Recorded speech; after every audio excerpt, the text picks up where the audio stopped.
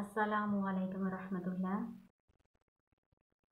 آپ نے رکوع نمبر 8 کی آیت نمبر 67 سے آیت نمبر 73 تک گائے کا واقعہ پڑھا، تو اس کی میں آپ کو تفسیر بتا دیتی ہوں کہ اصل میں وہ واقعہ کیا تھا۔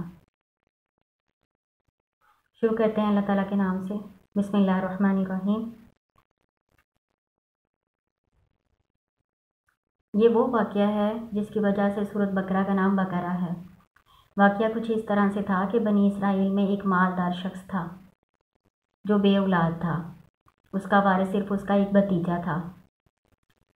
تو بھتیجے نے اپنے چچا کے مرنے کا انتظار نہ کیا بلکہ اس کو قتل کر ڈالا تاکہ جلدی سے وہ اس کی ساری جائیداد کا وارث بن جائے، اور قتل کر کے اس نے لاش کسی اور آدمی کے دروازے کے آگے پھینک دی اور اس پر دیت کا مطالبہ بھی کر دیا۔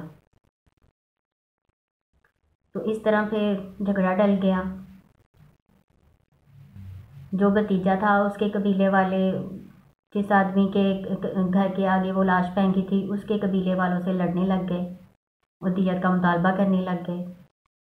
یہ جھگڑا موسیٰ علیہ السلام کے پاس جب پہنچا تو انہوں نے اللہ تعالیٰ سے دعا کی، تو اللہ تعالیٰ نے بنی اسرائیل کو حکم دیا کہ وہ ایک گائے ذبح کریں۔ گائے ذبح کر کے گائے کے جسم کا کوئی بھی حصہ، کوئی بھی ٹکڑا اس مردہ کو ماریں۔ وہ جی اٹھے گا، وہ خود ہی بتا دے گا کہ اس کا قاتل کون ہے۔ تو بنی اسرائیل نے مختلف قسم کے سوالات کرنے شروع کر دیے کہ اپنے رب سے پوچھ کے اس کا رنگ کیسا ہو، وہ کیسی ہو، وہ کیا کرتی ہو، کتنی عمر کی ہو۔ تو اس طرح کی بے جا سوالات کر کے انہوں نے اپنے اوپر مشکل پیدا کر لی۔ اس طرح کی گائیں ان کو ڈھونڈنی بڑی مشکل ہو گئی۔ بالآخر اب اللہ کا حکم تھا تو ان کو پورا بھی کرنا تھا۔ تو انہوں نے وہ گائیں پھر ڈھونڈی، اس کو خریدا، پھر اس کو ذبح کیا اور اس کا ایک حصہ میت کو مارا۔ تو وہ جی اٹھا اور اٹھ کے اس نے بتایا کہ اس کے بھتیجے نے ہی اس کو قتل کیا تھا۔ اس کے بعد وہ پھر مر گیا۔ اصل میں جو بنی اسرائیل تھے وہ گائیں کو ذبح نہیں کرنا چاہتے تھے۔